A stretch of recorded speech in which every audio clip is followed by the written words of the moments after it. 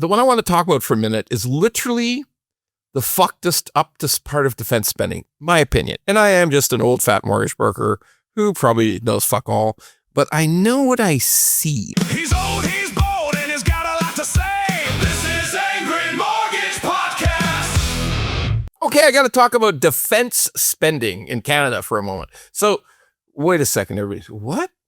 This old fat mortgage broker is going to talk to us about defense spending? What the fuck would this guy know about defense spending? This is a fucking joke. This is like on the on social media. Everybody's the expert of the week. Yeah, I know a microbiologist. Oh, I am now a doctor. Oh, I am now a ambassador to other countries. Like, I mean, yeah, I get it. That's an issue. It's out there. But why am I talking about defense spending? For one very important reason. Because if Canada proposes to go from like 1%, which we were for many years, we're very low, 1.2, 1.3, all the way up to 5%, because we've heard that out of the Prime Minister. The Prime Minister has used that number, okay? What's that mean? That means taxes got to go up. Yeah, if you're spending 5% of your whole GDP on goddamn defense, you and I pay for defense, for the love of Jesus, okay? We pay. It's tax money, okay? So yeah, there's no magical solution. We pay. So we are already way too fucking taxed in Canada. So if defense spending is going to go to 5%, I think we should all talk about it a little bit, don't you? Yes. First of all, should Canada spend money on defense? Of course it should. Of course it should. When we weren't spending money on defense, that made President Trump right. When he says that Canada just freeloads off our defense system, which is the biggest military in the world, the most powerful military in the world, then yeah, we were freeloaders. Of course we were. That's the problem with Trump. Even though he's like really, really fucked up, he says things that are true, and that really stops and listens. Okay, wait, the crazy guy said something true? So he's telling the truth. If you're paying next to nothing for defense and you're not worried because your border's right touching the United States, then yeah, you're a freeloader. Simple as that. So should defense spending go up? Yes, it should go up. But let's think for a second. Just let's think for a second. Like, what are we going to spend it on? Oh, the one I want to talk about for a minute is literally the fuckedest upest part of defense spending, my opinion. And I am just an old fat mortgage broker who probably knows fuck all, but I know what I see. Like, we all could do that, right? We could all look at things and say, should we think about this for a minute? So I want to think about buying $125 billion, billion with a B. And whenever they say that's the start, you know it's going to be a lot higher in the end. But $125 billion worth of submarines. Now, submarines sound good because they Canada, we got the biggest coastline in the world. We do. We actually do have the biggest coastline in the world. So, and we want to protect Arctic sovereignty and blah, blah, blah, blah. Okay. So $125 billion worth of submarines.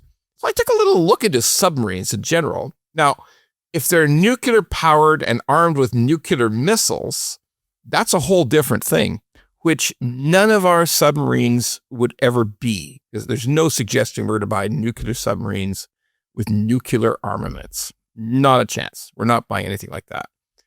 So for those nuclear subs and nuclear arms, that's a whole different story. That's that's a important aspect of a nuclear deterrent, because in theory, the submarines can sneak up into places and shoot those nukes off, and that's the concept behind it. That it's a deterrent that's hard to find.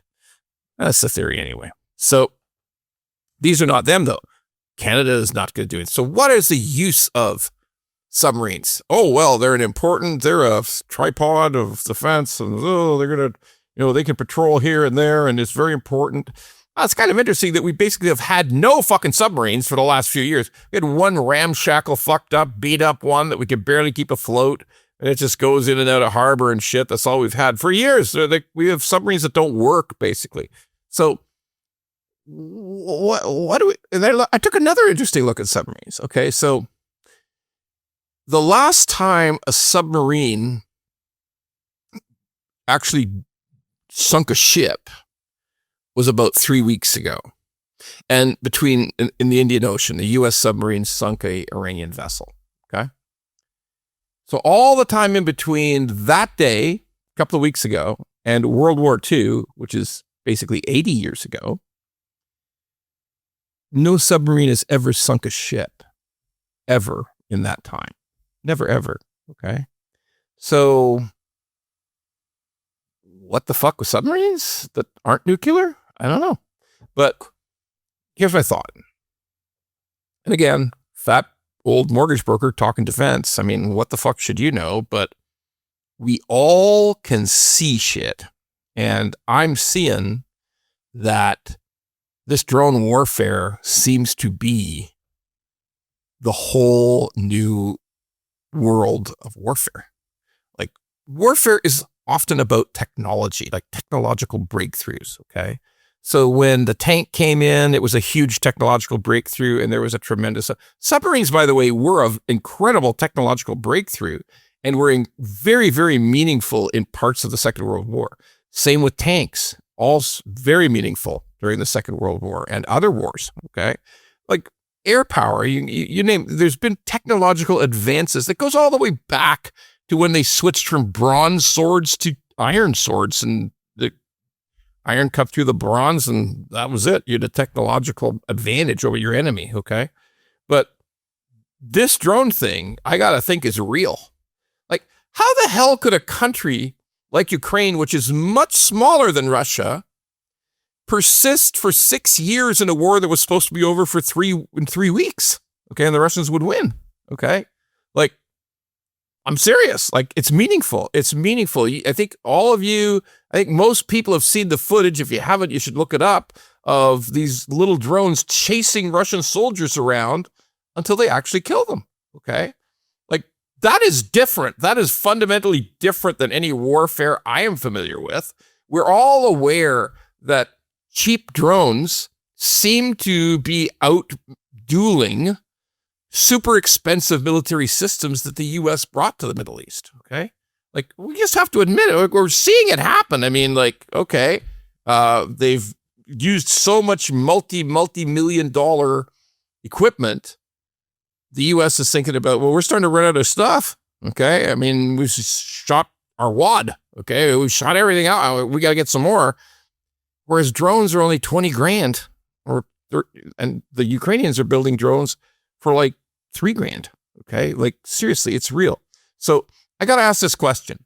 Would we be better off hiring 500, once the war is over in Ukraine, should we hire 500 of their engineers and just put the 125 billion into drones? Like, should we? Like, seriously?